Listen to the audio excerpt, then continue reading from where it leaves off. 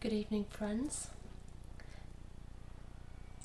Having worked quite a bit with the Hermit, actually having gone back to it after an earlier presentation yesterday or a couple of days ago, we've naturally arrived at the 10th Arcanum, which is the Wheel of Fortune, which brings us down to Earth,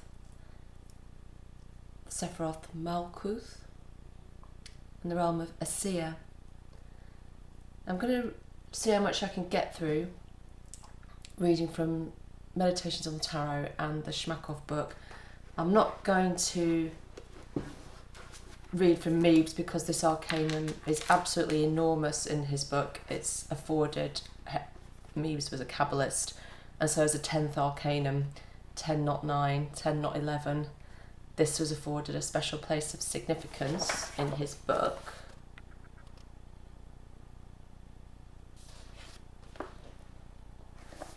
So I'm going to jump instead. I might come back to it, but I think we're going to have enough to get through. Starting with something from Meditations on the Tarot. The Wheel of Fortune.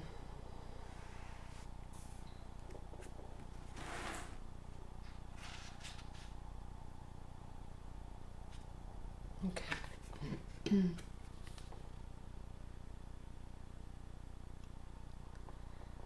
Dear unknown friend, we have before us a wheel which rotates, and 3 figures in animal form, of which 2, the monkey and the dog, turn the wheel, whilst the third, the Sphinx, is beyond the movement of the wheel and is seated on a platform above it.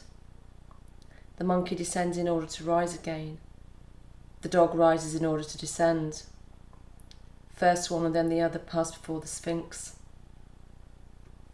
Simple and natural questions arise when one looks at the cards. Why do the monkey and the dog turn with the wheel? Why is the Sphinx there? How many times will the monkey and the dog pass before the Sphinx? And why are there these meeting with the Sphinx? Once having posed these simple questions, we find ourselves already at the heart of the 10th Arcanum, plunged into the very sphere of notions and ideas which it is called to awaken. As the wheel alone, without its passengers and without the Sphinx, evokes only the idea of a circle, or at most that of circular movement. The wheel with the 2 animals, the one rising, the other descending, without the Sphinx above it, evokes the idea of a vain and absurd game. But the wheel turning with its 2 passengers and the Sphinx dominating the whole makes the onlooker ask himself if this is not an arcanum, that is, a key that one has to know in order to be able to orientate oneself, in this case, in the domain of problems and phenomena relating to the circular movement of living beings. It is especially the Sphinx above the wheel which gives us an intellectual shock and which impels us to seek out the arcanum of this card.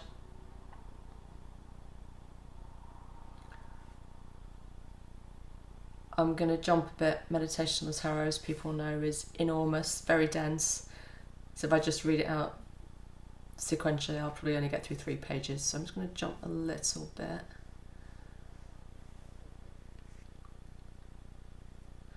The card of the 10th Major Arcanum of the Tarot represents a monkey, an animal with a face still preserving features that one cannot fail to recognise as human, and who is falling. For it is not the monkey who is climbing down, but rather it is the movement of the wheel which carries him along. In descending, the monkey raises his head, because he is not descending of his own accord. From where does he descend, this animal with a head bearing human features? He descends from the place where the Sphinx is sitting. The crowned and winged Sphinx, with a human head and an animal body, and holding a white sword, represents the plane and the stage of being from which the monkey is moving away, and towards which the dog is approaching. Now, if you had the task of portraying the idea of the fall in the sense of degeneration from the comprehensive being, the prototype of all nature, wouldn't you have shown the Sphinx crowned above as the only possible figure representing the unity of the human and the animal kingdom, the latter in turn being the synthesis of the plant and mineral kingdoms?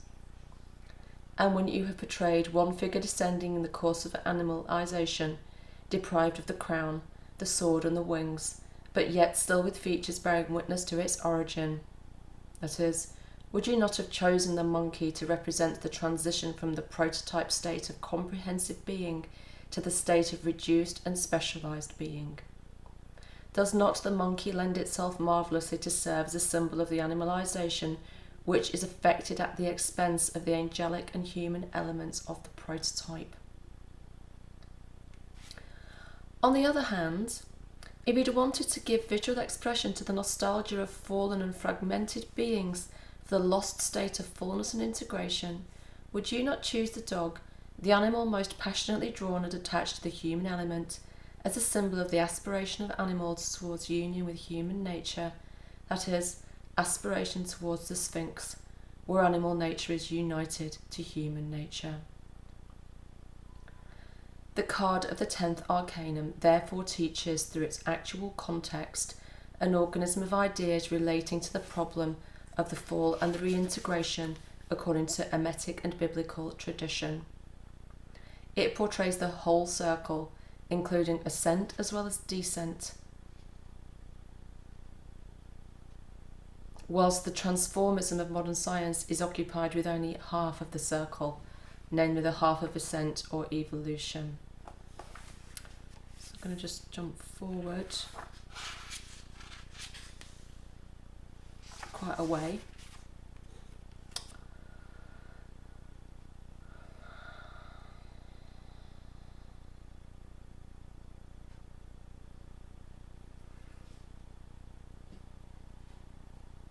Where he starts to begin to talk about the cosmos as a marvel of wisdom, beauty and goodness that is suffering and ailing. But sick as it is, the world still retains everywhere and always characteristics of its primordial health and shows the working of forces of its new health, its convalescence. The world can be lauded and wept for at the same time. This is the origin of the problem of the fall, that the world is worthy of being sung for and wept for at the same time. For the world is not as it should be.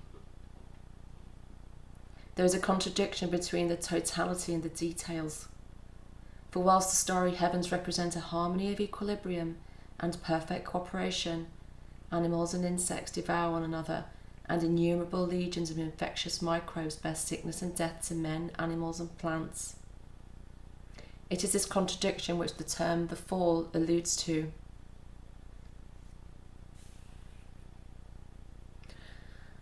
In the first place, it designates a state of affairs in the world which gives the impression that the world is composed of two independent, if not opposed, worlds, as if the organism of the great world of the harmony of the spheres there is interpolated another world with its own laws and evolution, as if a cancerous outgrowth has taken place in the otherwise healthy organism of the great world.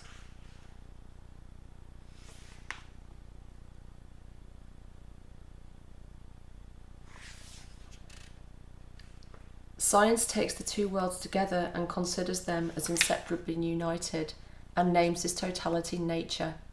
Nature with two faces. Nature, benign and cruel, at one and the same time. Nature both stubborn and astonishingly cooperative. Wise and blind nature. Nature the loving mother and the cruel stepmother, full of malice. With all due respect to science, it is necessary to draw attention to a quite simple error of thought that it commits. Notably, the same error that a doctor would commit if he were to consider a state of sickness as normal or natural. And this would be something monstrous to say that sickness is the same as health. And science basically refuses to distinguish between nature and counter nature, health and sickness, natural evolution and evolution contrary to nature.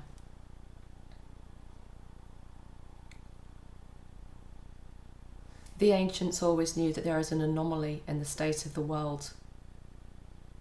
Whether they attributed it to the principle of ignorance, avidya, as in ancient India, or to the principle of darkness, Ahriman, as in ancient Persia, or again to the principle of evil, Satan, as the ancient Semites did, is not important. It's always a matter of distinction between the natural world and the unnatural world, between the natural and the perverse, between health and sickness. It goes without saying that Hermeticism, in accordance with the Judeo-Christian tradition, regards the nature of science not as the world created by God, but rather as the field where the created world meets with the world of the serpent. The world within the world, which gave rise to the dualism of Zoroastrianism, Manichaeism, and certain Gnostic schools. The kinds of dualism which fall under the title of heresy and sin against the essential truths of salvation, because they commit the same error as modern science, but in an inverse sense. Just as science refuses to distinguish in nature between the nature of orthogenesis and cooperation on the one hand, and the nature producing genetic impulses and parasites on the other, so did the Manichaeans, Cathars, Albigenses, and etc. refuse to distinguish between virginal nature and fallen nature.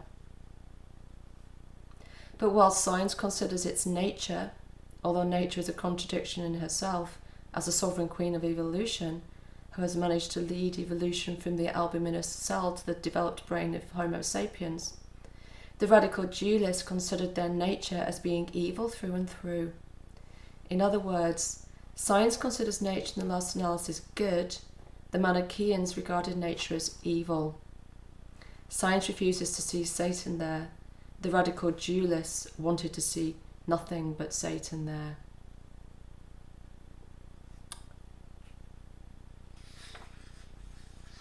He's going to start talking about the world of the serpent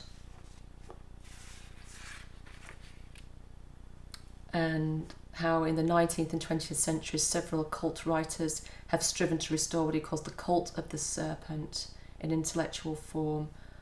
Talks about Blavatsky, wants to honour the serpent as a philosophical idea of ancient wisdom, and as a principle of the universal energy, Fohat, with a unique and indispensable place between the universal intellect, Mahat, and universal matter, Prakriti, evoking ancient legends. Similarly, Eliphas Levi presented the serpent as the great magical agent, the intermediary principle between consciousness and the world of objective facts. Stanislas Daguita dedicated his unfinished work to the serpent by giving it the title The Serpent of Genesis, portraying the reality of the role of the great magical agent in history. And he agrees that yes, the serpent is indeed the great magical agent, that is to say, the principle which minds consciousness and which is therefore the link between the subjective and the objective, just as the brain is the link between consciousness and action. Yes, the first representatives of cerebral intellectuality, the sons of the serpent of ancient legends, were certainly the first masters of newborn civilization. It is certainly they who taught the rudiments of the arts and sciences to childlike humanity. Having admitted this, I nevertheless ask myself, is the serpent, as the great magical agent, the only magical agent? And is he the magical agent of all magic? Does divine or sacred magic, which we have referred to in letters relating to the third and fifth arcane of the tarot, make use of the same agency as that of the fakirs, hypnotists, magnetic healers and necromancers? Now, centuries of experience show that there is not only another agent and another magic, but also that there is another consciousness and experience than that due to the brain. It was not the serpent that John the Baptist saw descend upon the master of sacred magic, the greatest thaumaturgist of history, but rather a dove. John bore witness.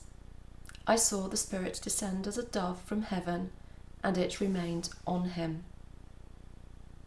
And several days later, the miracle of the wedding at Cana was accomplished. It goes on to talk about the 7 miracles, and wants to ask why occult authors have not directed their zeal, fervour and ability to serve the cause of the dove instead of that of the serpent. Why have they not recognised the great agents of sacred magic, which has certainly demonstrated that it is called to illumine, heal and transform the world? Why did the Theosophical Society, which values truth above all belief, not choose the dove of the Holy Spirit as its standard? Why was the dove of the Holy Spirit, which is the very principle of universal spirituality, was it not chosen instead of the serpent biting its tail? Why did Stanislas Dagoita not write a book called The Dove of the Gospels? Or Eliphas Levi not refer to the new great magical agent, the dove, which is called to replace the ancient magical agent, the serpent? Why did Elena Blavatsky refuse to see that there are 2 principles of cosmic energy, that of Thoth, or the energy of the serpent, and that of the Holy Spirit, or the energy of salvation? Even if the stanzas of Daizan do not make any mention of it, are they to be taken as the only source of truth, as is the testimony of prophets, apostles and saints for over 3,000 years for nothing? He's perplexed. And he goes on to say, if you were to ask me, dear unknown friend, if one has to choose and take the side of either the serpent or the dove, my reply would be in the framework of the Master's counsel. Be wise as serpents and innocent as doves. That is, one should try to unite cerebral intellectuality with the spiritual spontaneity. Okay, so I think I'm going to leave Meditations on the Tarot for now and try and get through some of Shmakov's teachings, kabbalistic teachings on the 10th Arcanum, Yod, 10, Testamentum, Kabbalah, Fortuna, Regnum Dei, Ordo, Sphinx, Rose Fortuna, the Wheel of Fortune. Everything goes, everything comes back, the wheel of being turns forever. Everything dies, everything blooms again, the year of existence runs forever. Everything perishes, everything is arranged again, the same house of being is eternally built. Everything is separated, everything greets each other again. The wheel of being remains eternally true to itself. At every moment, being begins. Around every here rolls there. The middle is everywhere. The path of eternity follows a curve. Thus spake Zarathustra, Nietzsche. So the Arcanum 10 of the Holy Book of Thoth, ending the cycle of cosmogonic principles, Sephirotic, occupies a very special place amongst other arcana. It marks the great boundary that separates the region of eternal light from the land of eternal motion. It is on this edge that the world's contradictions always stand up in all their boldness, always at war with each other, colliding and diverging, and in their mighty aspirations generating world life. As the edge of 2 worlds, infinitely and equally great, Arcanum 10 is illuminated and shines with the light of them both. That is why we must study this great arcana from 2 sides, insofar as it relates to the divine world, and insofar as it is a synthesis of the worlds of being. The deity creating the world emanates from his essence one principle after another, and the first 9 arcana reveal them in our consciousness in a complete system, in which each subsequent one is a consequence of the previous one and gives rise to subsequent ones. All the 9 great arcana invariably speak of the same universal spirit, eternal, absolute and immutable, looking at it from different angles, studying its reflection on different planes of perception, relative from the point of view of the absolute, and absolute from the point of view of the relative.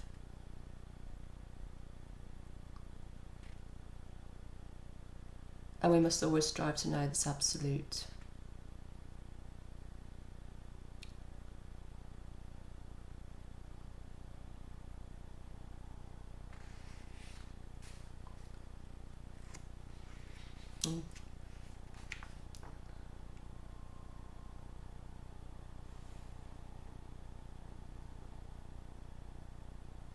This is going to quote from Stanislav Stogowita, who says, "The word of God can, for its fulfillment, influence by providence the secondary laws without changing their essence.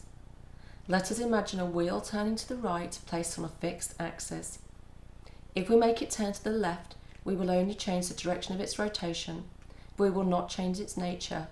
Its function will not be disturbed in the least, no matter which way the wheel turns.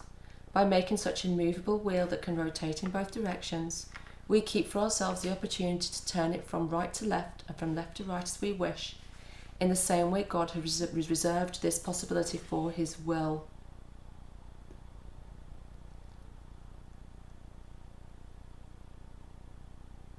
And prior to that, he's talking about how the concept of God precludes the notion of supernatural, because God is always working with and in command of natural laws. And if God chooses to reverse or upend the natural scheme of things, that's within his gift of power and pleasure. It doesn't mean that it's a supernatural event that's beyond nature. It just means that it's God's will. Divine providence not only does not violate the laws of nature, but gives them their own existence and controls the life of each factor of the universe through the creation of certain favours and the dead points of the system of harmonic connections. And from the Sefer Yetzirah, he appointed the letter Yod to reign over the action. In the gates of light, the Shar Ora,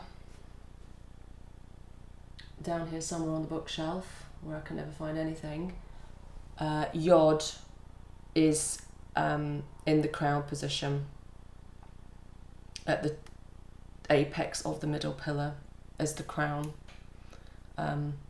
crowning actually the connecting vow, the letter vow, that is, which constitutes that middle pillar and runs through Keted, Arth, Tifreth, Yesod, and anchors into Malkuth at the bottom. So this Yod is essential, activates and crowns that whole system of the Tree of Life.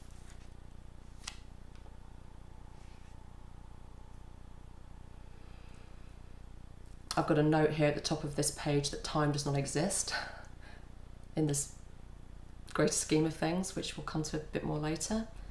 And a quote from Ouspensky, who says, "Reality is continuous and constant, but in order to be able to perceive it, we must divide it into separate moments. That is, imagine it as an infinite series of separate moments, of which only one always exists for us. In other words, we perceive reality as if through a narrow gap, and what we see through this gap we call the present. What we saw and now do not see, the past, and what we do not see at all, but expect, the future."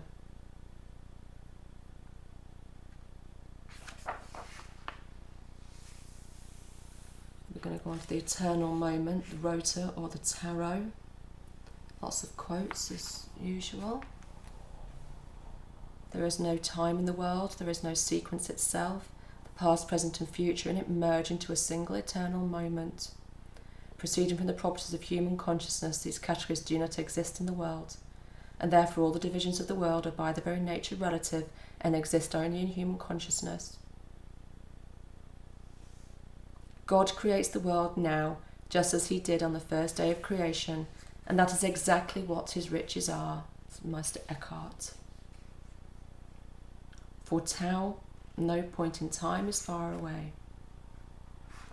The world is a gigantic, grandiose vortex which reigns over time and space. It contains everything in itself, and at every moment of what we call our time, it is always and invariably created and again descends into oblivion." That's the vortex. A torsion. Torus. God never rests in his works, but his nature is to produce eternally, as to burn fire and emit cold snow. It's philo. The universe is eternally created and eternally destroyed. It has no boundaries in time or space, but at any given moment is born out of the unmanifest absolute and dissolves again in it. The source of all movement, this absolute, is in eternal rest, for the extensions in all their extensions merge into one eternal present here.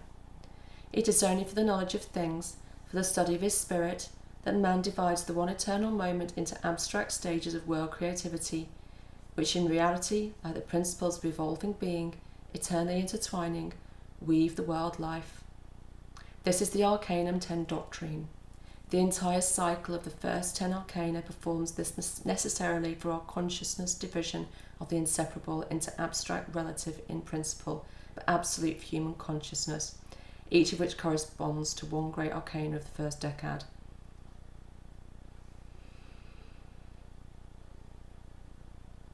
This doctrine of Arcanum 10 answers at the same time the question of why the general level of development of the human masses has changed so little over the centuries, despite the development of knowledge of universal science. Humanity is a small world. It's motionless in its whole, but lives in its parts.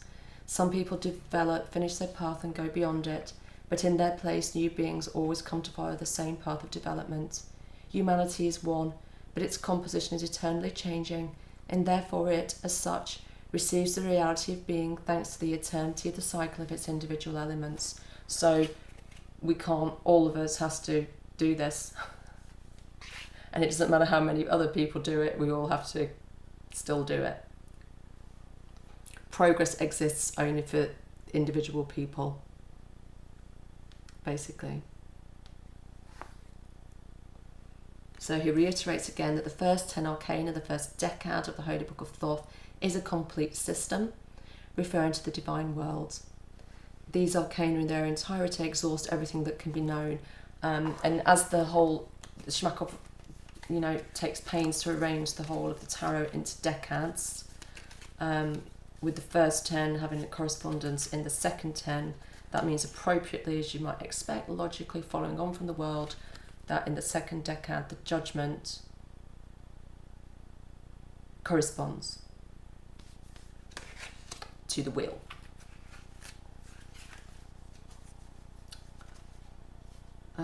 So each of the 10 arcana represents a channel, as it were, through which the inherent properties, principles and aspects of the deity flow and create the world of being. Obviously, is describing the action of the Sephirotic.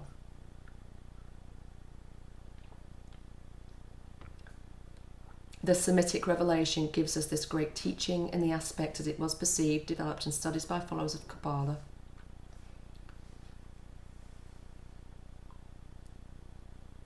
Described as the most sacred philosophy by Moses of Botrel. And he lists some of the great books of Kabbalah, including the Sefer Yetzirah. Quoting from the Zohar, the whole lower world is created like the higher world. Everything that exists in the higher world is before us and here below, as if in its reflection, and at the same time all this is only one thing.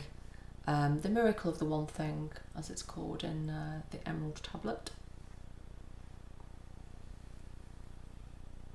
The primordial one, whom nothing can know or know, for he is immersed in a hidden thought and an idea that rises infinitely above the possibilities of human thought, having nothing for his thought to cling to, giving no thread neither to the ignorance it has, nor to the most powerful reason that asserts its knowledge.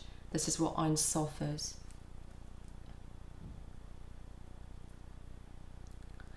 So a Kabbalah scholar, Carpe, says the world is eternal. Actually, no, he says, his quote is at the end of this section. Shmakov says, the world is eternal, complete and incomplete, but in order to know it, we must dissect its laws and principles in a logically consistent chain, artificially and consciously moving from the study of the eternal world to the knowledge of the world created by the one absolute. This is how we turn from God the builder of the first 10 arcana to God the creator of the subsequent 10 arcana. Kabbalah accurately distinguishes these two lost concepts and introduces two different names of God. As Karp says, Elohim denotes the presence of God in the universe during creation. Jehovah denotes the preservation, the prolongation of this presence.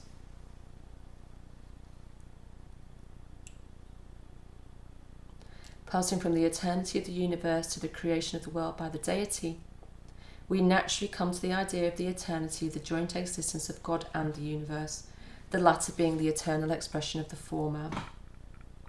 And the Zohar describes the universe in this case as the garment of God. Also the Zohar, before God created the universe, he was one, until the moment when he descended into his thought to create these worlds. So a lot of this metaphysics in the Holy Book of Thoth of Shmakov, he's trying to unpack the Zohar, which is an almighty task.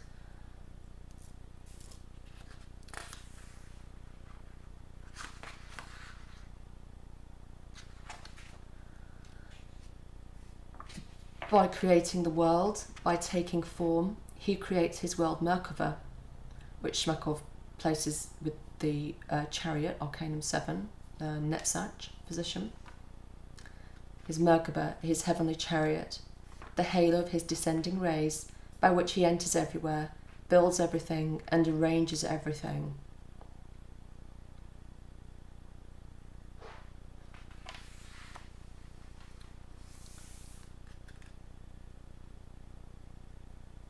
And he gives an enormous quote from the Book of Mystery.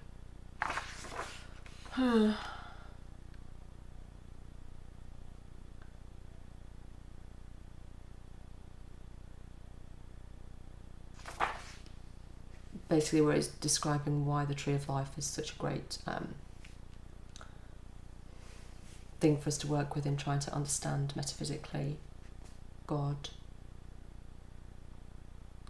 And then Shmakov says the doctrine of the 10 Sephiroth, the creative hypostases of the deity, was the basis of many religions of the ancient world. He says, for example, in Mazdaism we see a complete correspondence with the doctrines of Kabbalah, and he names the deities he believes correspond to that. An idea that penetrated Christianity with the 10 mysterious names written of by Saint Jerome. Oh, it's the sacred books that express God.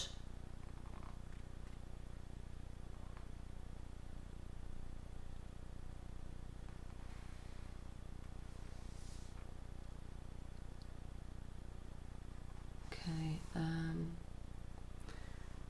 The Sephiroth system, divided by sharp edges into 4 parts, asserts 4 independent, separate existing but penetrating each other's worlds. The world of emanation, Absolute, the creative world, Bria, the world of formation, Yetzirah, and the world of realities, Asya, mutually complementing each other. The first 3 worlds are members of the divine triple triad. The 4th world, with its Sephira, the kingdom, corresponds to the 10th arcanum, the wheel of fortune.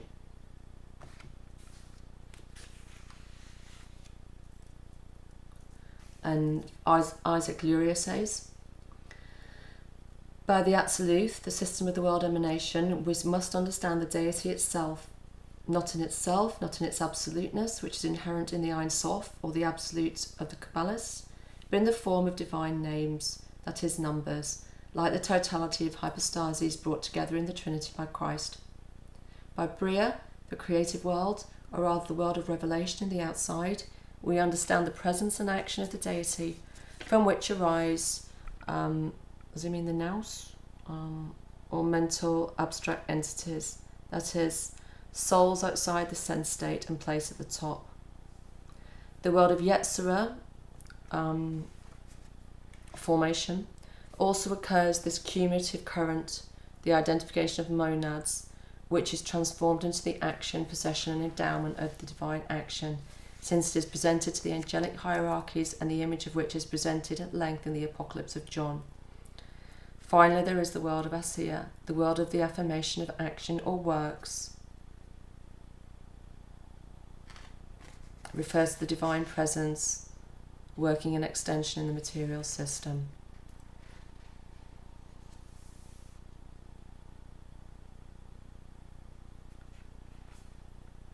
And the Sephiroth system is preceded by the concept of the incomprehensible absolute, the divine essence in its prolaya, forever inaccessible to the human mind, Ein Sof, about which, as the Kabbalists say, we can only remain silent.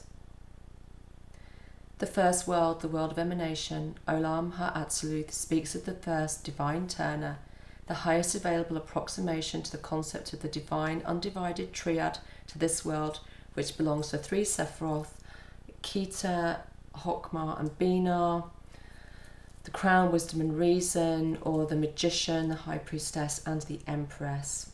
First three arcana, absolute, crowned by the symbol of divine perfection in Kita. Okay, so that means that follows that the creative world, Elohim HaBriah, is perceived by the second divine turner, where we have the emperor, the hierophant and the lovers, or the sphere of mercy, Chesed, Gevurah, of strength, and Tifereth, the lovers, correspond to the second turner, these three Sephiroth of the creative world, of the emanation of the sparks of the deity, reveal the laws of the spiritual world and the higher aspects of man on earth. Just as rigour, that is the inexorable regularity, the automaticity of results in the presence of causes, is a derivative of reason, so charity, mercy, that is the elasticity of application of the laws of causality, is a derivative of wisdom. He's talking there about the pillars.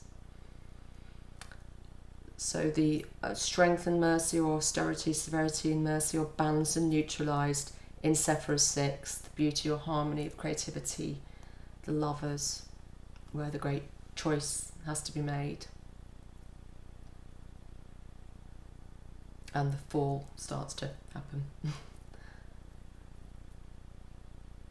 The world of formations, Alam Hayetzerah, is a world in which the one is transformed into the harmony of particulars known in the third divine turner, in the three Sephiroth, which speak of the being of the whole person. So there we have Netzach, Hod and Yesod, or the chariot, justice and the hermit. These three Sephiroth reveals to us the perfection of the Almighty in his outward manifestation. From the comprehension of the regularity, the striking depth and simplicity of the laws of the universe, we perceive the ineffable glory of God, as from divine mercy we draw strength for victories over obstacles and victories over ourselves. And we perceive the greatness of the victory of the deity over chaos and imperfection. Again, he's talking about the pillar. Glory and victory are poured into a form that is wonderfully beautiful in the universe, according to one divine perfection, which we perceive as the Sephirah of the world of realities, Alam HaAsiya, divine providence in all the phenomena of the universe.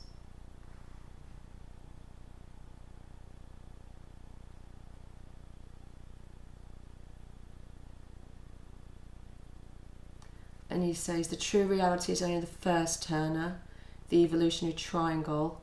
The second and third are only reflections of it, and the lower worlds in the macrocosm and microcosm. Only the lower side of the triangle touches the world of matter.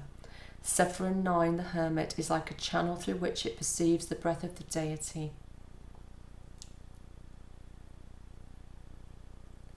He talks about polarity, he's talking a bit about the structure of the tree.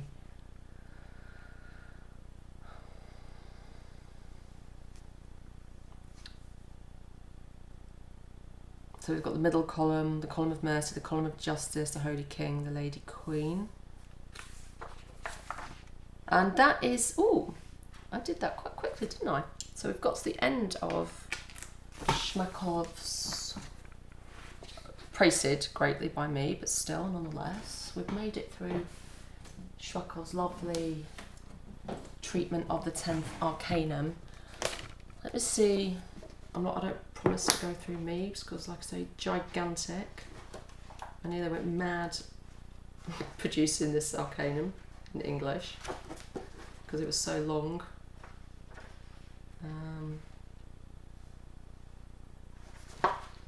see what...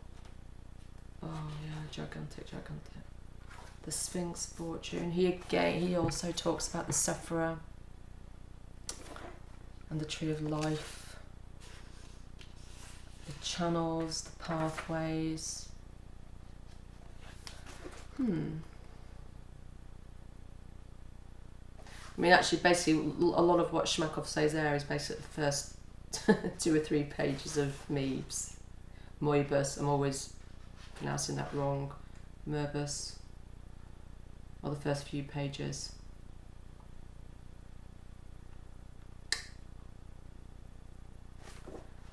And he again talks about the law of triplicities and kabbalistic worlds.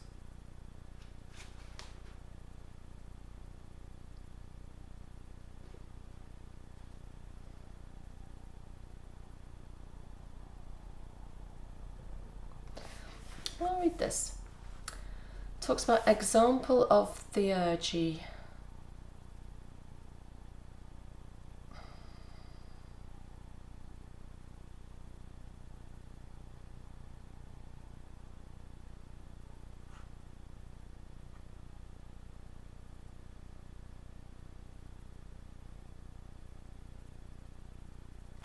Can I even...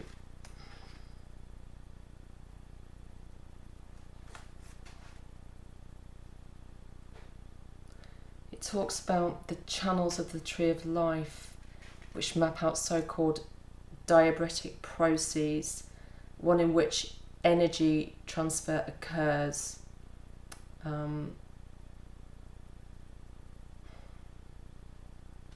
The operation of a complex transition from one Sephira to another through some intermediate Sephira.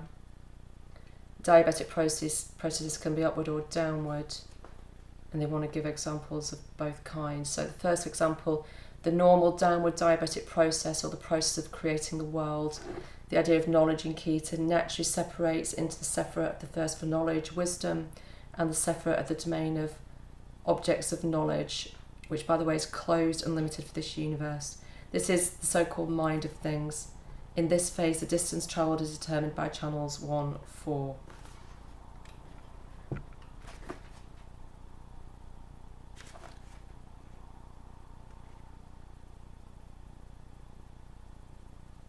Okay, so is describing processes on the actual tree of life.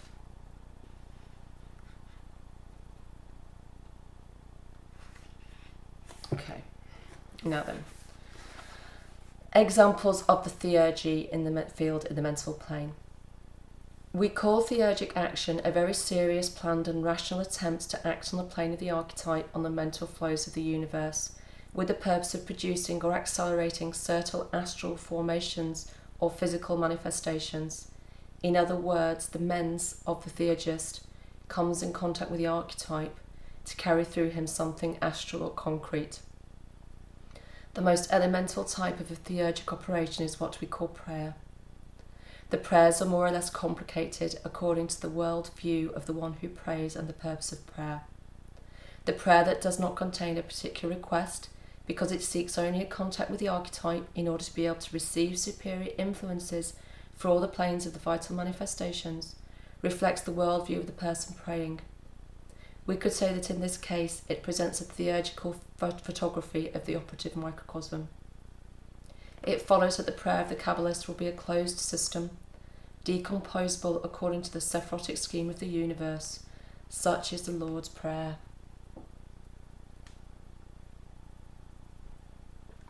Tomberg, as many of you know, did a whole course on the Lord's Prayer, and this could be where he got his inspiration from. For example, he begins, Pater Noster qui es in coelis. This invocation will likewise correspond to that which is higher than all the Sephira of the second family, that is, simply to the persons of the first family. The very term in coelis in heaven indicates the presence of the one who is addressed above the so-called horizon of eternity. At the same time, we see in this invocation the observance of the basic thesis of theurgy, which states that all prayer is to Ein Sof and not to any Sephira or organ of a Sephira. Prayer ascends through all the Sephira of the universe, Sometimes it can be supported by an appeal to the intercessors, but this appeal only plays the role of merging a small stream of prayer of a private monad with a huge river of theurgic operations, and yet the water of this small book rushes into the immense ocean of Ein Sof. So again, if you remember, we spoke about the yod being in the crown and the vow, the connector of the middle pillar. Through this channel, our prayers rise. We don't have to go through the whole complexities of the rest of the tree. There is, when we enter into a state of prayer, the possibility of a direct union. There is a teaching in respect to Da'ath when it comes to this,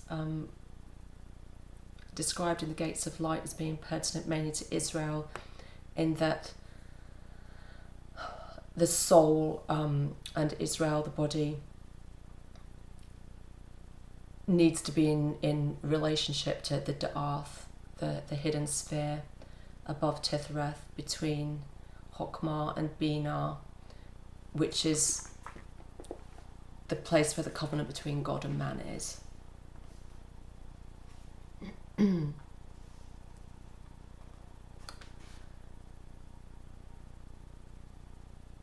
Sanctificitur nomen tuum. Petition means hallowed be thy crown, Kita. That is the great arcanum of thy emanational manifestation in the metaphysical plane. Hallowed.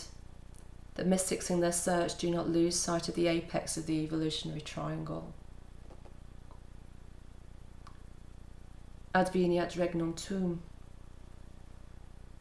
It's about the generation of the kingdom of harmony of forms, Tifreth, in the soul of the worshipper, and in the astrosome of the entire outer universe, Tifreth gains in the middle pillar. Fiat voluntas tua si sort in coelo. I bow to the great law, Tetragrammaton, the name of the metaphysical world, my mental aspiring to participate in the application of this law, the sphere of Binah, which contains in itself reason of things governed by the law mentioned. Et in terra. On earth, the astral generation of the regular ethical manifestations of the sufferer of justice, Givura. Panem nostrum quotidianum da nobis hodie. What is the daily bread of the fifth petition? It is the possibility of knowing life through the form of the experience of each day. Today, that is, since the last choice of the path from Arcanum 6 and up to the next choice. The request refers to life in the Sephirotic, the period of rest that follows the temptations and the victory. Et dimite nobis debita nostra. Pardon our debts. Applies to personalities, the expansive wisdom principle, Hokmah. Si suscet nos dimitos debitoribus nostris. Reflected in our astrozones by the laws of mercy, mercy to the neighbour, chesed.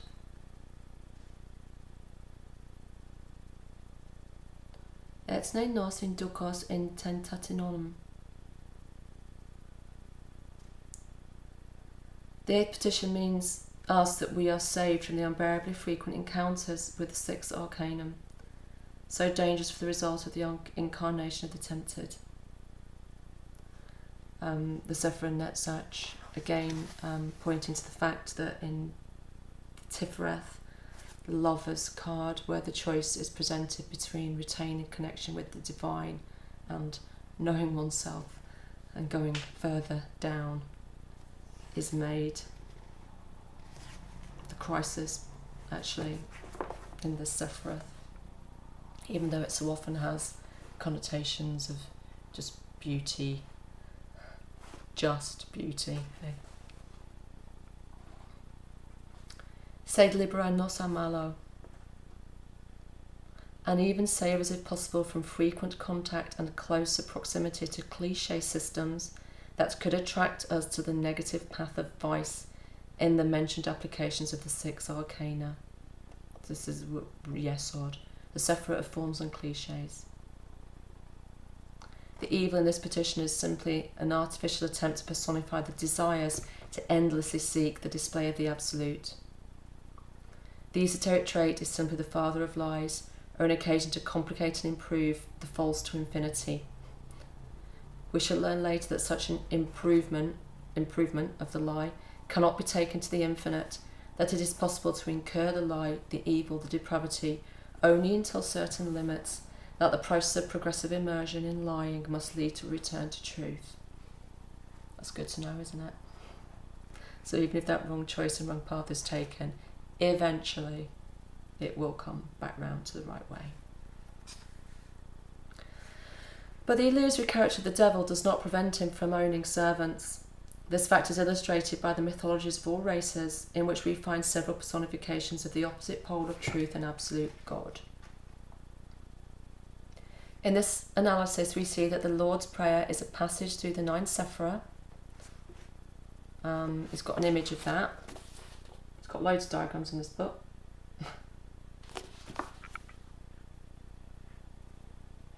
Based on the first system of the Sephirotic path. The Orthodox Church concludes the prayer for a formula of glorification, most likely given by the Apostle John, and which symbolises the manifestation of the crown Keter in the 10th Sephira Malkuth, thus completing the magical achievement of the great metaphysical Arcanum. The text of this formula, translated from Greek into Portuguese, English actually, I think because I was working with a Portuguese translation. For thine are the kingdom, the power and the glory for eons. Amen. The term eons is found in the teachings of the Gnostics. It refers to certain cycles, separated and personified, of a basis and dynamic series, constituting the scheme of the creation of everything that exists. It's a series of individualized closed systems, each pair having positive and negative polarization and multiplying according to the tetragrammatic law. Or to be more exact, Yod-He, Yod-He. The totality of the eons, in the sense explained above, is equivalent to all of which populate the universe in all its planes. These considerations lead us to the following interpretation of the formula of glorification. For you are the primordial source of the manifestations of the great Arcanum in all the creative cycles of the 3 planes of the universe.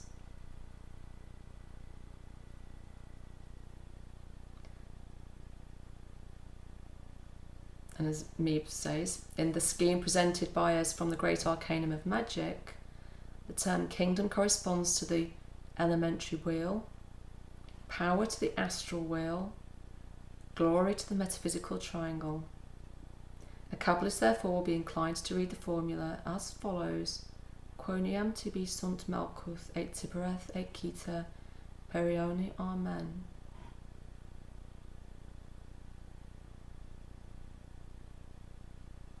In practice, another way of reading it is accepted, in which the kingdom is Malkuth, the power Gevurah, and the glory Chesed. And he says, in the general Sephirotic scheme, these Sephira form descending type of triangle. That's the lower diagram.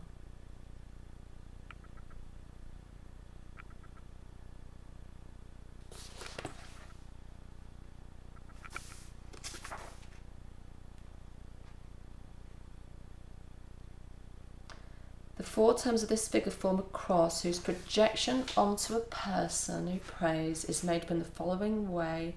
The vertex tibi is on the forehead, Malkuth in the solar plexus, Gevurah on the shoulder on the left, Chesed on the right. So that would be an orthodox way of doing the cross.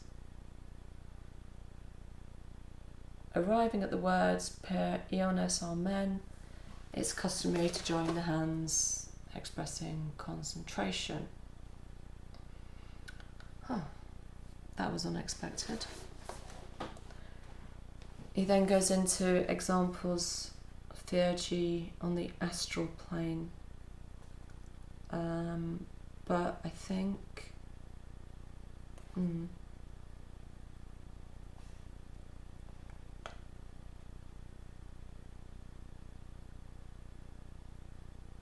it does say that jump in, according to the law of ternary, we must neutralise the Sephra, Netzach and Hod, and that will correspond to Yesod.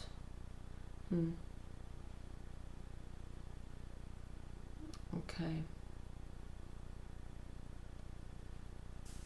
I think that's probably...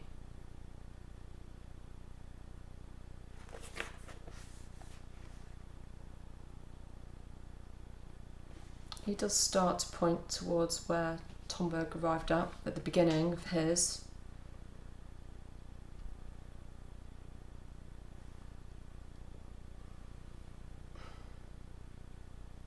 Talks about fallen humanity, in which we see that in the primordial state we were looking for a point of suspension in the radiant heights, and not, as happens now, a point of support in the more dense, in matter, a cluster of illusions.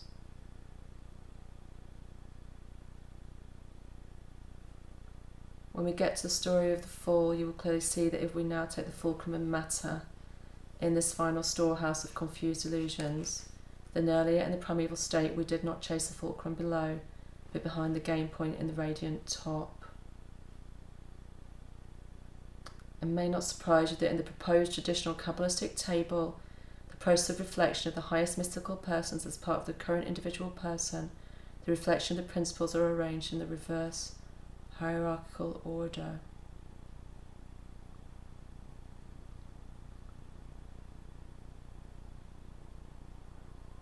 In the composition of man, macroprosopos is reflected in the nephesh element, the border region between the nervous system, the physical, and the lower astral perception. Father is reflected by the element ruach, the soul in the proper sense, that is a complex of passions, desires, the ability to generate forms, and the ability to perceive and classify those. The mother reflected by the element neshama, colloquially we call this reason, intelligence, ideological humanism, etc. The microprosopos is reflected by the element of chaya, that part of the person which enables him to know spiritual bliss. It's talked about that life or breath. That's another diagram.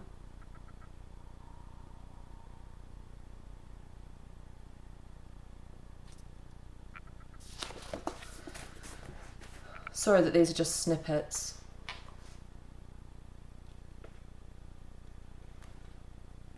There's just so much material.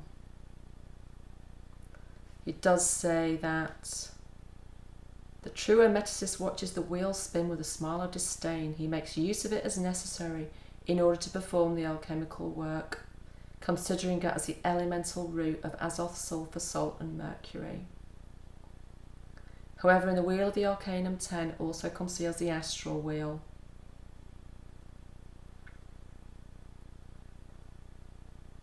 The movement can be perceived and observed only by a person whose sensitivity has already been refined metaphysically, in metaphysical speculation and ethical hermeticism. This wheel by its turn causes all visible and subtle changes and transformations of the complex giant of life in the world.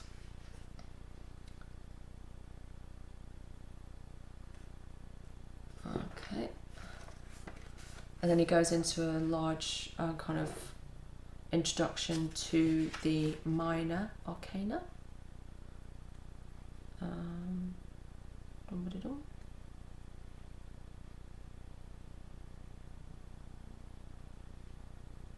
And the zodiac. This is when he just basically goes into everything. Multiplication of the arcana. And yeah, lots and lots of things.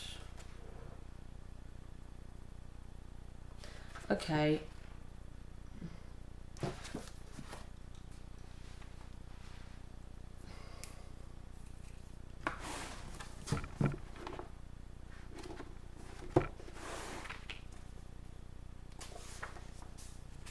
Just seeing what Tomberg brings to the end of his Arcanum.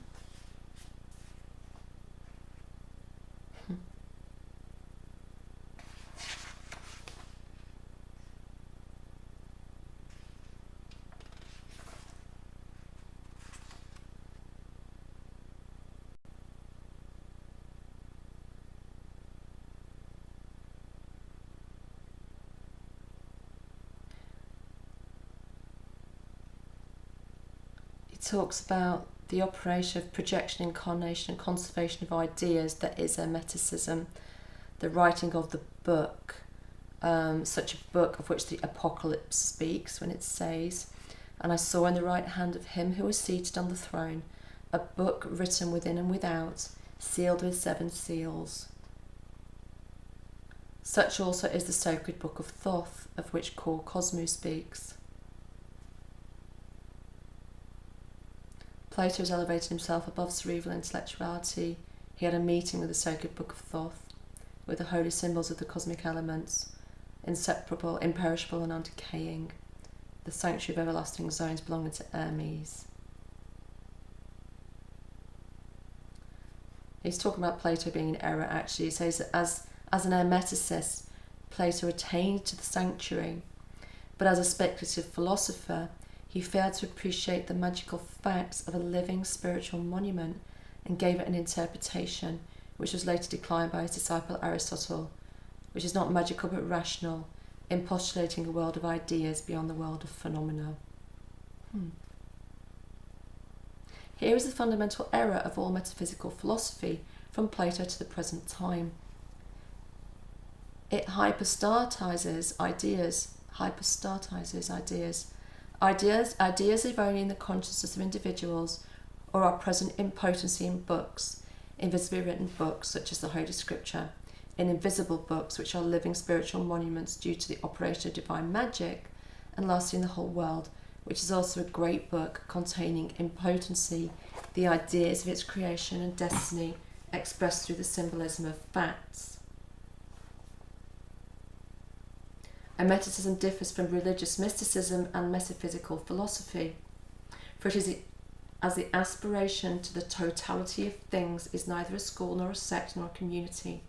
It is the destiny of a certain class or group of souls, for there are souls who must necessarily aspire to the totality of things, and who are impelled by the river current of thought which never stops flowing, always forward and always further on without cease. There is no stopping for these souls. They cannot, without renouncing their own lives, leave this river of thought which pours without cease, equally during youth, mature age and old age, without halting, from one darkness needing to be illumined to another darkness needing to be penetrated. Such was, is and will be my destiny, and in addressing these letters to the unknown friend, I address myself to he who shares this destiny with me. Monsieur Professor, forgive me this arrogant and immodest, if not puerile in your eyes, aspiration. The aspiration to personal certainty with respect to the totality of things that you, in the industrious and fertile works that you do, hope to attain only after centuries of the collective endeavour of generations of scientists. But at least know that I am infinitely grateful to you, and that you have in me a disciple always eager to learn from you with respect and gratitude, and who would never presume to teach you, whatever it may be. Monsieur Priest, pardon me concerning what you think to be human pride which wants to penetrate into the mysteries of God, instead of bowing before divine wisdom and goodness and accepting with humility, as befits a Christian, the revealed truths of salvation, which, insofar as they are practiced, suffice absolutely for the well-being, happiness and salvation of the soul. I say this to you now as if at confession. I am unable not to aspire to the depth, the height and the breadth of comprehensive truth, to comprehension of the totality of things. I have made the sacrifice of the intellect, sacrificium intellectus, in all sincerity and without reserve. But what an intensification of the life of thought, what increased ardour in the aspiration to spiritual knowledge that has followed. I know that the truths of salvation revealed and transmitted by the counsel of the Holy Church are both necessary and sufficient for salvation, and I have no doubt whatever that they are true, and I strive to do my best to practice them, but I am unable to arrest the current of the river of thought which bears me towards mysteries that perhaps are meant only for saints, perhaps only for angels. In any case, that I know without doubt are reserved for beings more worthy than me. Father, will you grant me absolution? Come what may, I can only echo Jacob's words. I will not let you go until you have blessed me.